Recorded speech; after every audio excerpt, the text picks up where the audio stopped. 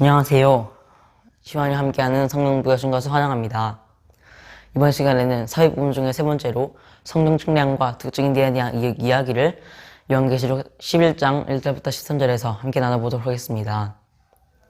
10장 9절부터 11절에서 요한은 예언사역을 전수받은 후에 11장 1절부터 2절에서 성전을 측량하라는 명령을 받고 3절부터 13절에서는 두 증에 대한 이야기를 이어갑니다. 이 세 이야기는 서로 밀접한 관계를 갖고 있습니다. 예언사역과 성전 측량에 대한 말씀은 에스겔에서 말씀의 패턴을 그대로 따르고 있습니다. 에스겔 선지자는 예언사역을 받은 후에 그의 선지적 메시지를 구현하는 상징적인 행위를 하기 시작합니다.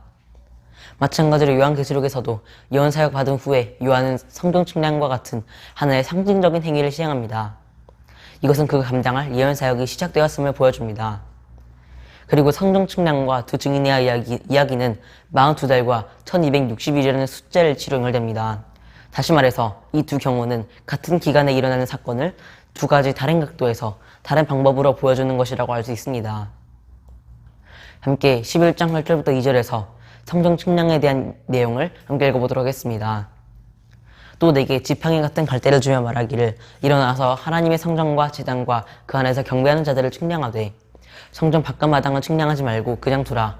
이것은 이방인에게 주었은즉 그들이 거룩한 성을 42달 동안 짓밟으리라. 이 말씀은 요한이 성전 측량 명령을 받는 장면인데 이 말씀은 두 가지 측량하는 부분과 그렇지 않는 부분으로 나뉘게 됩니다. 측량해야 하는 부분은 하나님의 성전과 제단, 그 안에서 경배하는 자들이며 하지 말아야 하는 부분은 성전 바깥 마당으로서 이 부분은 이방인에게 주어져서 42달 동안 짓밟힐 것입니다. 즉 하나님의 성전과 제단 그리고 그 안에서 경배하는 자들은 이방인이 짓밟도록 허락되지 않은 부분이라고 생각할 수 있습니다. 11장 2절 말씀을 직역하자면 성전 밖의 마당을 밖으로 던져버리고 헬라어 원문을 말하자면 카이텐, 아울렌텐, 엑소덴, 도, 나우, 에크발레, 엑소덴이라고 할 수 있습니다. 여기서 성전은 성소와 지성소 모두를 포함하는 성전 건물을 말하고 있습니다. 다니엘서 8장 11절에서는 성소를 헐었으며 라는 문구에 있어서 성소를 성전 건물 바깥에 있는 마당이라는 의미로 사용해서 헐다 라는 말을 요한계시록에 와서는 그냥 두라 라고 번역하고 있는 것입니다. 요한은 다니엘서에서 성전 밖의 마당이 밖으로 던져졌다라는 것을 이방 나라들이 그것을 더럽혔기 때문이라고 생각합니다. 계시록 11장 2절에서 이방인에게 주라와 짓밟으라 라는 말도 다니엘서 8장 13절에서 짓밟힐 것이다 라고 하는 것을 암시하고 있습니다. 다니엘서 8장 말씀 이외에도 스가랴서 12장 3절 역시 계시록 11장 1절부터 2절에 영향을 끼치고 있습니다. 스가랴서 12장 3절과 다니엘서 8장 11절부터 14절의 연결은 계시록 11장 12절의 말씀을 어떻게 해석할지를 잘 알려줍니다. 계시록 11장 1절부터 2절에서 요한은 AD 70년에 파괴된 성전을 의식하면서 이 파괴된 성전과 예루살렘이 하나님의 백성을 상징한다고 보고 있습니다. 왜냐하면 12장 7절에서 성도의 권세가 다 깨어졌다라는 것을 실제로 성소와 백성들이 이방인에 의해 짓밟히고 내어주게 되는 것과 동일한 의미로 생각할 수 있기 때문입니다. 여기서 성전 혹은 예루살렘의 짓밟힘은 곧 성도의 짓밟힘입니다. 그러므로 성소와 도시가 짓밟히는 사건을 가리키는 성도들의 권세의 깨짐은 요한은 그리스도인들에 대한 커다란 핍박으로 해석하고 있는 것입니다. 반면 성전이 측량되는 부분은 핍박 중에서도 하나님의 보호하심을 잇는 부분입니다. 요한은 하나님을 예배하는 제사장들의 나라로서 교회에 감추어진 실체를 교회의 외적인 경험과 구별해서 설명하고 있습니다. 교회는 외적으로 핍박과 순교의 고난을 경험할 것이지만 교회의 숨겨진 영적 실체는 하나님에게 안전하게 보호받고 있을 것입니다. 이는 7장에서 교회는 이 땅에서 영적 전투를 치르고 있지만 그 이와에는 하나님의 인이 새겨져 있고 사실상 하늘에 안침받되어서 하나님을 찬양하며 안전하게 보호받고 있다는 사실을 14만 4천과 셀 수 없는 무리로 이미 말하고 있다는 사실에서 일치합니다. 11장 1절부터 2절에서 이방인이 성전 바깥마당을 짓밟는 것은 결국 이방인들의 구원을 위한 것이라는 사실을 3절부터 13절에서 두 증인의 이야기를 통해서 설명합니다. 따라서 1절부터 2절은 3절부터 13절에 나오는 이야기에 서론 기능을 한다라고 볼 수 있습니다. 두 증인에 대한 이야기를 함께 보겠습니다. 두 증인은 교회가 하도록 부름받은 선지적 증거를 제시하고 있습니다. 이런 사실은 바로 그들을 땅에 주님 앞에 서 있는 두 촛대와 동일시한다는 점에서 입증되고 있습니다. 스가랴서 4장에서도 나오는 두 감람나무는 그대로 본문에서도 사용됩니다. 하지만 7등대는 본문에 와서는 2개로 줄어듭니다. 이 두 촛대는 계시록 2장부터 3장에 나오는 7교회를 나타내는 7등대를 연상시킵니다. 요한은 7등대의 상징을 일관성 있게 사용합니다. 이런 면에서 7등대가 7교회를 나타낸다면 두 촛대도 7교회를 나타낼 것입니다. 둘과 7이라는 숫자가 각각의 문맥에 따라서 달리 사용되고 있을 뿐 사실 이 둘과 7등대는 서로 같은 말입니다. 7등대는 전체로서의 교회를 나타내고 있고 두 촛대는 복음 증거 역할을 맡고 있는 교회를 나타내기 위해서 이 숫자에 있어서 차이가 있는 것입니다. 그렇다면 왜 모든 교회가 아닌 둘이라는 숫자를 사용해서 일부의 교회를 말할까요? 둘이라는 숫자는 성경에서 전통적으로 증거의 진실성을 입증하기 위해서 사용되고 있다는 점을 고려한다면 이 두 촛대는 교회 부분이 아닌 신실한 증거의 사역을 감당하는 교회를 가리킨다고 할 수 있습니다. 우리는 이 두 증인의 이야기를 너무 지나치게 문자적으로 해석하는 것도 문제가 되지만 그것을 너무 풍유적으로 이해하는 것도 문제가 됩니다. 예를 들면 두 증인의 사역에 있어서 사건의 순서는 교회 역사에 있어서 사건들의 순서와 일치하도록 의도된 것이 아니라는 것을 기억해야 합니다. 이 이야기는 열방들에 대한 교회의 선지적 증거의 성격과 결과를 극화시켜서 표현한 일종의 비유와 같은 것입니다.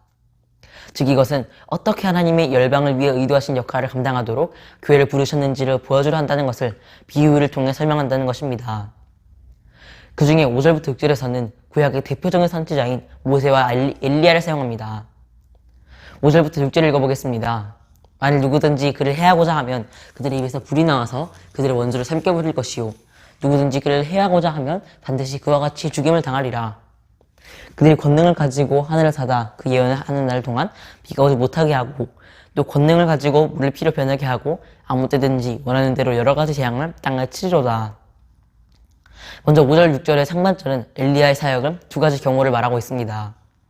첫째는 5절에 나타나 있는데 이것은 열왕기하 1장 10절부터 14절에서 나옵니다.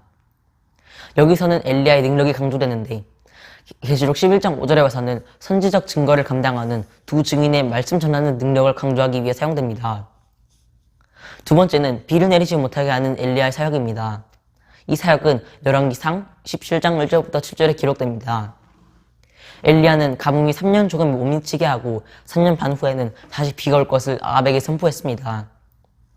6절 하반절은 애굽에 대한 재앙에서 물을 피로 바꾸고 애굽 사람들에게 각종 재앙이 일어나게 했던 모세의 사역을 반영합니다. 이런 기록은 출애굽기 7장에서 잘 나타납니다. 특별히 물이 피로 바뀌는 재앙은 10가지 재앙 중 첫 번째 재앙입니다. 그러므로 이는 재앙 전체를 대표하고 있습니다. 그러므로 요한이 비록 10가지 재앙을 모두 일일이 나열하진 않았지만 전체를 염두에 두고 이 한 가지 재앙을 구체적으로 언급했다고 할 수 있습니다. 이처럼 두 증인이 엘리야와 모세의 모습으로 표현된다고 해서 그들 본인이 엘리야와 모세라고 하지는 않습니다. 다만 두 선지자들의 사역 모델을 교회가 감당해야 할 증거의 사역과 닮은 꼴이다라고 하는 것이고 그렇기 때문에 요한은 이렇게 묘사하는 것입니다. 그렇다면 어떤 모습에 있어서 교회와 두 선지자가 타역이 닮은 꼴일까요? 바로 강력한 이방 통치자와 그들의 종교와 적대적인 관계에 있다는 점입니다. 모세는 애굽의 왕 바로와 바로의 마술사들과 대치했고 엘리야는 바알을 섬기는 아합 왕과 이세벨 그리고 바알의 선지자들과 적대적인 관계를 가지고 있었습니다. 이 두 가지 경우는 구약에서 여호와의 선지자들과 이방 세력과의 적대 관계를 가장 대표적으로 보여줍니다. 이런 적대적 관계는 요한이 요한계시록 전체를 통하여서 교회와 대치 상태에 있는 사단의 세력과의 관계를 가장 잘 설명해주는 것입니다. 그리고 이런 적대적인 관계는 두 증인의 이야기를 중요한 뼈대를 형성하고 있습니다. 7절부터 9절에서 이 사실을 잘 말해줍니다. 7절에서는 두 증인이 증언을 마칠 때에 무적행으로부터 오는 짐승이 그들과 전쟁을 일으켜서 두 증인을 죽이게 됩니다. 8절에서는 그 시체가 큰 성에 놓여 있다고 했는데 그 성은 영적으로 하면 소돔이라고도 하고 애굽이라고도 하고 곧 예수님께서 십자가에 못 박히신 곳이라고 합니다. 9절에서는 많은 백성들이 이 시체를 보면서 무덤에 장사하지 못하게 했고 기뻐했습니다. 이 말씀을 본다면 특히 죽을 터인적이라는 문구에서 두 증인의 패배를 강조하고 있습니다. 또 두 증인의 시체가 장사되지 않고 큰 성길에 그대로 있다는 것은 그들의 죽음이 매우 수치스럽고 모욕스러운 모습을 띠고 있음을 강조합니다. 그러나 그들의 수치스러운 죽음은 단지 이 세상 관점일 뿐입니다. 교회와 사단과의 뿌리 깊은 적대감을 이 부분에서 시사하고 있고 8절에서도 주께서 십자가에 못 박힌이라고 하면서 교회가 십자가의 수치스러운 죽음을 맞이했던 예수 그리스도를 따라가야 한다는 의미에서 근거한 것입니다. 이 두 증인이 그 증거를 마실 때라면 1260일이 다 지난 다음일 것입니다. 이것은 곧 종말의 때가 가까웠다는 것을 의미합니다. 그리고 그때 무저갱리에서 짐승이 올라와서 두 증인과 전쟁을 일으켜서 그들을 죽일 것입니다. 이 사건은 계시록 20장에서 1000년 동안 무저갱이 짐승이 갇혀있다가 1000년이 차서 무저갱으로부터 올라오는 사건과 동일합니다. 짐승은 무저갱에서 나와서 만국을 미혹하는데 이것은 곧 만국의 복음을 전하는 두 증인을 죽이는 사건과 관련됩니다. 두 증인이 죽임을 당하는 곳은 큰 성이며 영적으로는 애굽이라고도 하고 소돔이라고도 하며 주님께서 못 박히신 곳입니다. 여기서 영적으로라는 말을 붙임으로써 심판이 임박한 도시로서 소돔과 애굽으로 불린 도시의 참된 성격을 명백하게 하고 있습니다. 이 큰 성은 주님께서 못 박히신 곳이라고 하였습니다. 그렇다면 이곳은 예루살렘을 의미하고 있습니다. 소돔은 롯이 살기에 괴로웠으며 심판을 받을 때 도망쳐야만 했던 곳이었습니다. 애굽은 출애굽 시대에 하나님의 의로운 백성 이스라엘을 괴롭혔던 곳이었으며 예루살렘은 하나님이시면서 죄 없으신 예수님을 대적하여 죽였던 곳입니다. 여기서 예루살렘, 애굽 그리고 소돔은 공통적으로 모두 하나님과 하나님 백성들에게 적대적인 장소였습니다. 두 증인의 시체를 보고 사람들은 즐거워하고 있습니다. 왜냐하면 복음을 전함으로써 자신들을 괴롭히던 사람들이 죽었기 때문입니다. 이것은 복음이 죄를 드러내는 역할을 하며 사람들은 드러낸 죄를 회개하지 않으려는 것을 보여줍니다. 하지만 두 증인은 사흘 반 만에 생명의 영이 하나님으로부터 그들에게 들어가 발로 서서 다닐 수 있게 하였다고 하고 하나님의 부르심을 받고 두 증인은 하늘로 올라가게 됩니다. 그렇다면 왜 요한은 여기서 두 증인의 부활을 이야기하는데 사흘 반이라는 숫자를 사용할까요? 그들의 죽음과 부활과 승천이 그리스도의 본을 따르고 있다면 사흘이라고 하는 것이 더 적당하지 않을까요? 사흘 반이라는 숫자는 그들이 3년 반 동안 복음을 증거하는 기간을 영상시키고 있습니다. 4년 반이라는 기간은 증거 사역의 기간은 모세와 엘리야가 하나님의 왕권을 대행하는 기간입니다. 그러나 3일 반 동안은 모욕과 수치를 당하는 기간입니다. 여기서 그들이 증거 사역을 통해 누리는 영광의 기간과 수치와 모욕을 당하는 기간을 대조하면서 영광의 기간은 길지만 수치와 모욕의 기간은 한순간일 뿐임을 전하면서 하늘의 영원한 영광의 자리를 소망하게 합니다. 요한은 두 증인의 부활과 승천을 통해서 그들의 증거와 신적 권위를 가지고 있는 것으로 진실되다는 것을 입증하고 있으며 알립니다. 이러한 원리는 이미 예수 그리스도의 부활과 승천으로 나타난 바 있습니다. 사람들은 십자가에 달린 예수님을 보면서 조롱하며 예수님의 권위를 시험하고 의심했지만 예수님께서는 부활과 승천으로서 그분이 진정 하나님이 되시며 자신의 사역의 진실성을 입증하셨습니다. 이러한 두 증인의 증거에 대한 신적인 권위를 인식한 결과 11장 13절은 이렇게 보여줍니다. 함께 읽어보겠습니다. 그때 큰 지진이 나서 성 10분의 1이 무너지고 지진에 죽은 사람이 7천이라. 그 남은 자들이 두려워하여 영광을 하늘의 하나님께 돌리더라. 여기서 불신자들이 두려워하여 영광을 하늘의 하나님께 돌리더라라는 말은 의심할 여지가 없이 진실한 회심을 언급하고 있다고 보아야 할 것입니다. 계시록 9장 20절부터 21절에서 나팔 심판이 사람들의 회개를 이끌지 못했다는 것을 보여줍니다. 반면 11장에 와서는 두 증인의 복음 사역과 순교 그리고 부활과 승천은 사람들의 참된 회개와 찬양을 보여줬습니다. 이처럼 요한은 숨겨졌던 복음이 이제 이렇게 밝게 드러나면서 우리도 하나님의 심판을 불신자들에게 미쳐야 할 것을 바라야 하는 것이 아니라 복음을 만방에 전파함으로써 사람들에게 진실한 회심을 하도록 도와야 할 것이다 라는 사실을 강조하면서 천국을 소망해야 할 것이다 라는 말씀을 분명하게 전해주고 있습니다. 감사합니다.